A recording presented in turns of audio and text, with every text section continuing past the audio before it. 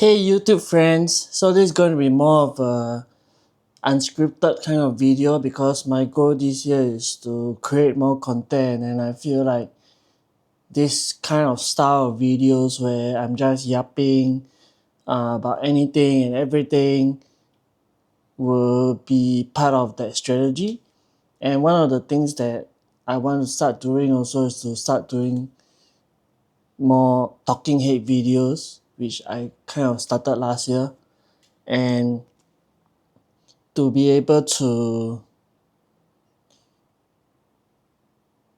come to a point where creating content is just natural thing to do. Like I've started to get into the groove of it by posting 7 times on Instagram a week, 7 times a week on Instagram, and 7 times a week as well on LinkedIn. Because LinkedIn is my main platform where I get my clients. It's where I do a lot of my business. It's also the platform where people can pay you. So this kind of videos that I'm doing now where it's unscripted and where I'm yapping, it's not going to be a sales video. I'm not going to sell you anything, unlike my how-to videos or what I've learned and any course that I have, my master class. This is just going to be more of like me just trying to connect with the audience out there, because I started with LinkedIn first and I tried to grow on Instagram, which is still ongoing, and YouTube has been more of a low effort kind of thing where I put up my podcast and started doing more talking head videos on YouTube as well. And I thought that, what else can I get into this content space, which is probably going to be this kind of raw, unfiltered kind of videos. Okay, so what I want to talk about today is just how 2025 went for me and what I'm expecting to do this year. So 2025 was probably the first full year that I ran a business, and I've never thought that I would be able to do something on my own, because I was always afraid that there'll be no safety net or no blanket to cushion my fall if something goes wrong, right? But I think one of the things that I've learned over 2025 is that it's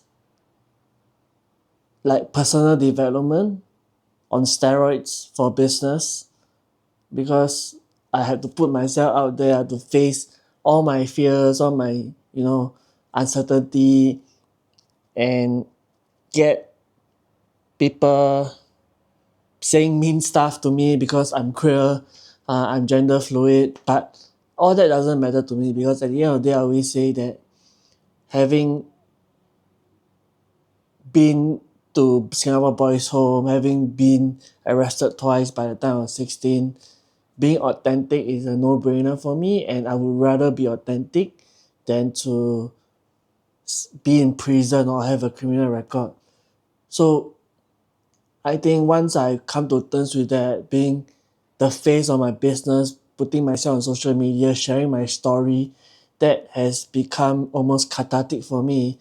And I used to try to journal my thoughts and everything, but now I just journal them on social media. To me, it's not trauma dumping, because I'm not sharing my trauma. I've really kind of accepted and healed from it. Now I'm trying to help others to be able to go through it as well. And I guess with posting on social media, it also comes with a lot of scrutiny. And as a former people pleaser, or as someone who always try to seek validation from others, like getting into cool friends, or trying to get people to like me, it's always been hard to read comments that are nasty to me. But I've since adopted kind of a mindset where I don't give a fuck. It's more like I ask my haters, what can you do about it? Because I'm already my raw, authentic self online, and there's nothing to nothing you say or nothing people say will be able to affect me, because I've heard everything, and I know that if it goes back to my point about being able to face scrutiny as my authentic self, and I would rather do that than be in prison. Okay, back to 2025, about running a business. I think one of the biggest things that I learned is that I had to regulate my nervous system. I had to calm my nervous system, because you face a lot of rejections, you face a lot of uncertainty. You get clients telling you no. When you tell them the price, they probably say like things like too expensive, or they don't want to do it anymore, or they just go silent on you. And that has happened so many times before, and every time it's like, is it my fault? Is it something that I do? But I just let it go, because I read Mihaly Csikszentmihalyi books on flow, which, you know, teaches you how to go with the flow. And that has helped me to be able to kind of accept that if it's not meant for me, then it's not meant for me. Because as a creator, as a founder, I try to create things that I feel that resonates with people in my position before. And if you are not coming along for the ride, then it's best if, we don't work together. So that's the thing that I've come to peace with. And one more thing, and a little bit of sidetrack, but probably the same point. But I felt like ever since I started posting about my journey online, especially on LinkedIn and on Instagram, Instagram especially, because a lot of people that were on there who followed me on Instagram are friends who saw me in when I was in the era where I was not my authentic self. It was always me trying to be someone that I was not. And I guess they kind of accepted and loved me for that. So when I started presenting my true authentic self, a lot of people unfollow me, and that was also tough to take, because these were friends that I used to hang out with, or I used to work with as well. But I guess I'm kind of relieved that they unfollowed me, because these are not the people that I want to hang around with if they don't accept me for who I am. Because they preferred the old version of me, where I'm trying to be someone that I wasn't. I put up a front, right? And I recently went viral at the end of 2025, where I was sharing this reel about me and my wife, and how we are living together as a queer family. I shared it as a trial reel first, because I didn't know how it would do, but it went crazy, and now at today it has 1.4 million views on trial reels itself. And then I posted it on my actual Instagram feed, and now it's almost reaching 1 million as well. And one thing that I realized, that every time you go viral, or you share something controversial or not according to societal norms, and you go viral because of that, there'll be a lot of haters. There's a lot of love, yes, but there are a lot of haters as well. And these haters will come in to say nasty things about me, my wife, my daughter. And I've kind of, you know, like I say, like I've kind of let go of a lot of the mean comments. I'm not bothered by it.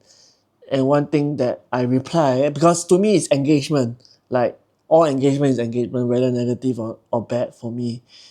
Uh, Especially when you're trying to grow on social media, right?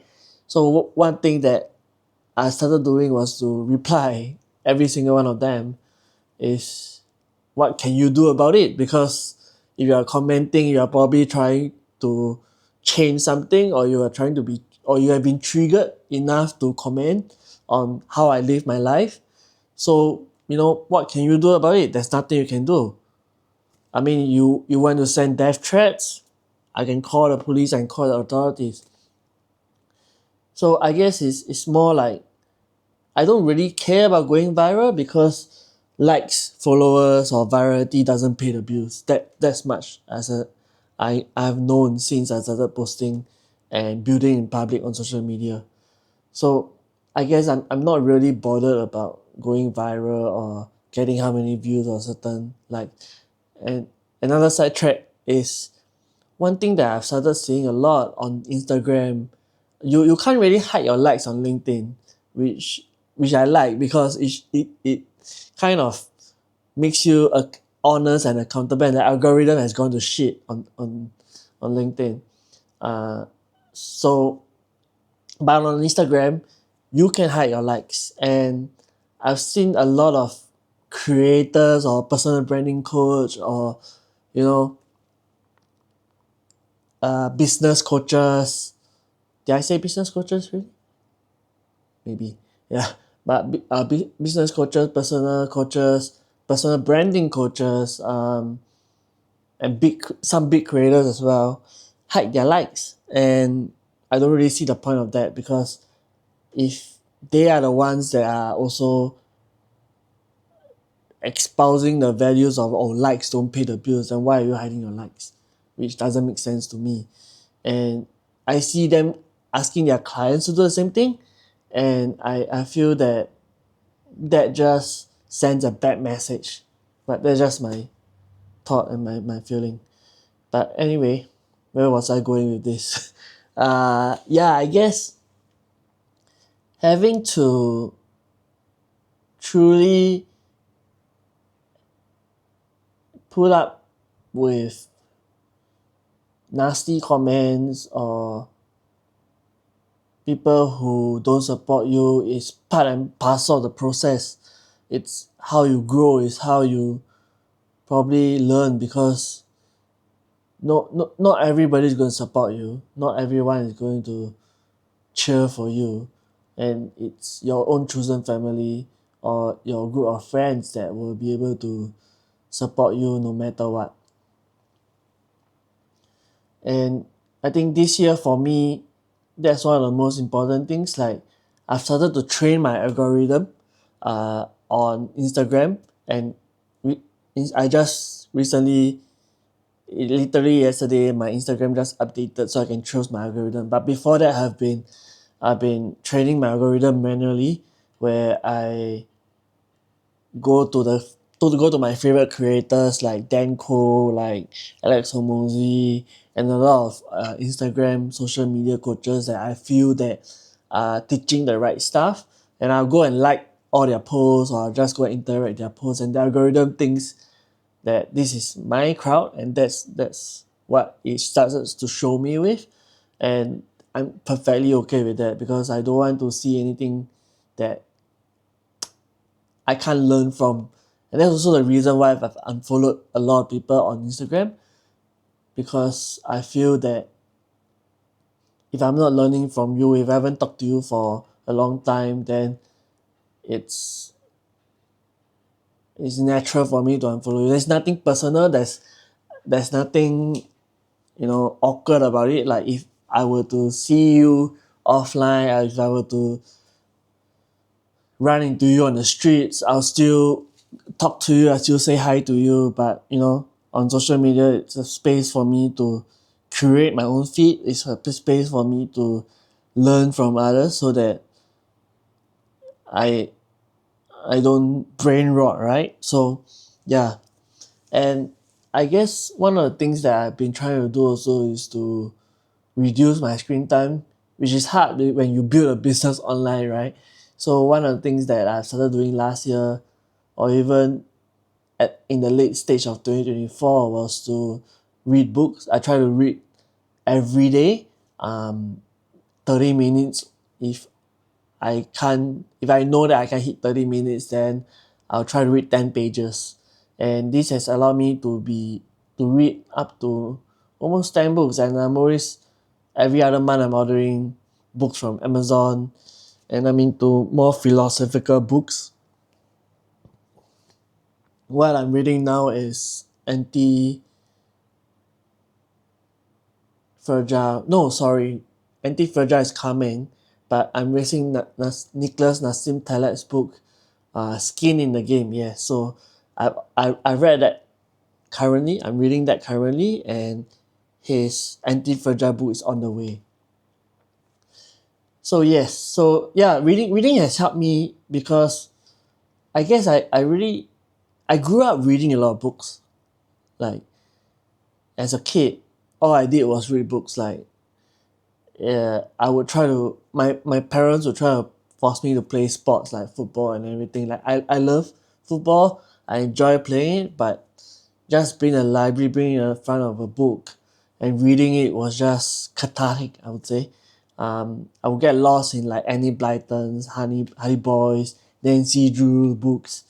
And yeah, I just grew up reading them. And even when I was in my phase where I was being alpha male, adopting a toxic masculinity kind of vibe, I was still reading books. I would go around beating people, acting all gangster, and then I would go home and I read a book. So yeah, reading a book has never left me. So but I started reading a lot of fiction book like Harry Potter, like I said, Harry Boy, Annie Blyton's. But now I'm starting to read more philosophical books, more economic books, more sales books. And a lot of my book recommendations come from Naval because I really love Naval and what he says and his just thought process. And I was introduced to Naval by Danko. And yeah, so I read Danko books, I read Naval's books, and Alex Hormozzi's books, which has helped me a lot in my sales. So I think this reading books I rekindled that joy because I when I started to realize I wanted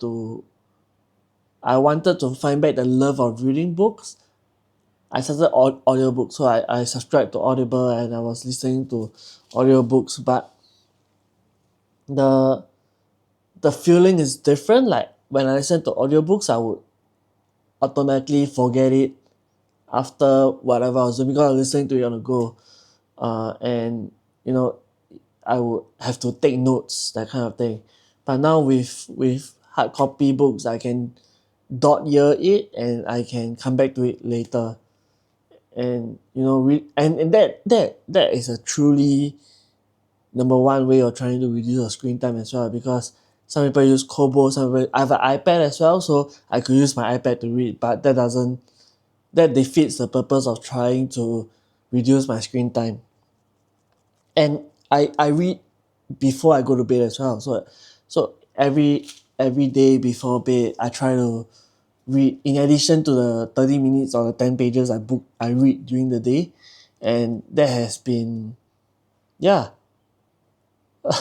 a good way to fall asleep because I tend to get very sleepy when I start reading and I will just fall asleep after reading the book. And one of the books that really resonated with me is Brianna's West, The Mountain Is Used, and it felt like she was in the room talking to me, and I've never felt that before because I was always into fiction book, right, growing up. So fiction book, you just imagine it yourself. You'll use your imagination to think of whatever the book is saying. But reading The Mountain Is You by Brianna West, I just felt like she was in the room and she was telling me things that I always felt but I never realized until I read that book. It was that kind of feeling. So that was a very impactful book for me, I would say, because it explained a lot of the things that I went through, like my relationship with my parents, my childhood growing up, and it's unfortunate, but I've stopped speaking to my parents. I haven't spoken to them since 2 years ago, like proper conversation because it's just hard to communicate with them. They come in with a very defensive view that they're always right. I mean Asian parents, right? But they come in with a view that everything they do they cannot be questioned. So when I were to bring up my point of view or if I were to share my own perspective, I would get victim blame, I will get gaslight. So it always ends up in a heated argument when have a conversation with my parents. So a lot of things that we used to talk about was just very surface level. And if you ask me, do I regret anything about that? I would say that I wish I had a better relationship with them, but now I get a second chance in terms of trying to break that cycle with my daughter, being able to be there for her, be sending her to school, picking her up from school, and just bring her to her playground. I guess it's just being there for her childhood. Like I don't think she remember this down the years, but we need to set the foundations now in terms of you know building that close relationship with our kids. She's 3 at the moment, and as you probably know from my videos, she's non-verbal, she's neurodiverse, she's still not talking at the moment, and she's going for her autism assessment in March. And that's what has gotten me also to think about doing it myself in terms of getting access for neurodiversity. I think one of the things this year I wanted to also focus on is my health, because over the Christmas and New Year period I've been sick a lot. I haven't been training consistently, and I guess my health has taken a toll for that. So I did my flu jab 2 weeks ago. I just did literally just did my health screening, home based health screening. The nurse came over, drew my blood, take my urine.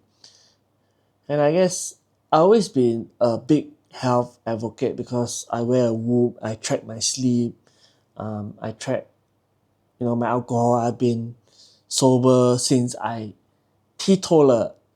I recently learned that term, teetotaler. So I've been a teetotaler since I wore a Whoop, which was 4 years ago, coming 5 now.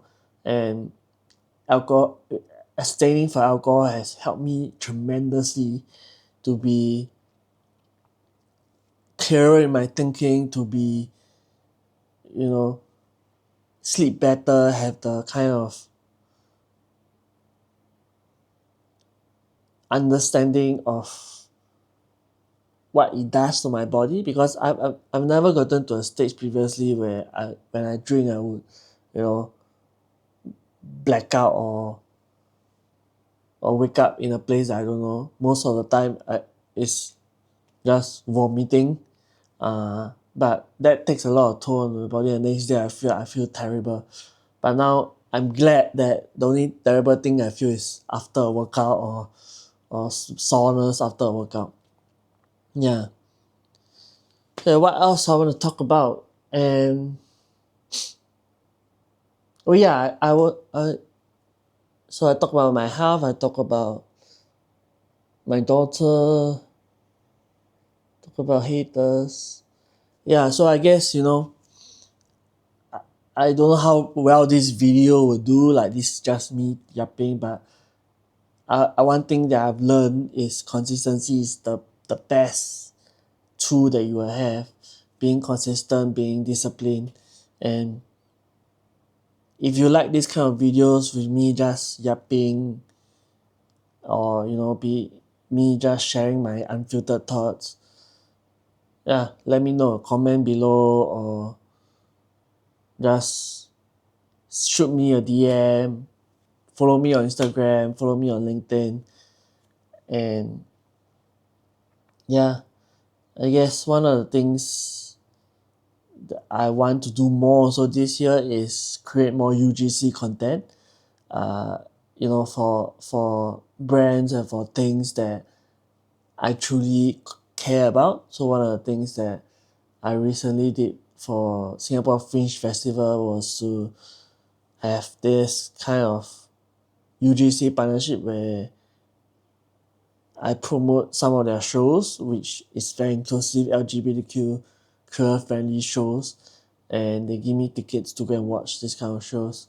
And I also recently joined Singtel Friends community as a creator, and yeah, so I guess you watch this space, there'll be more things coming up, there'll be more videos of me yapping or me sharing my thoughts. More of my podcast is coming as well. I've yet to release 4 more episodes and I want to record more this year as well. I'm almost hitting my 20th episode of my podcast. And one thing that I've heard is that most people don't reach it. Don't Most people give up before they reach their 20th episode. Yeah. So I'm very proud of where my podcast has gone, and how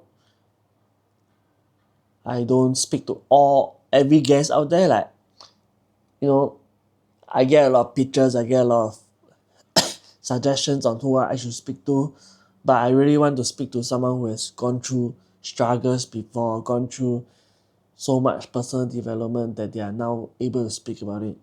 And you can be queer, you can struggle with mental health, you can have neurodiversity. These are the things that I strongly look out for.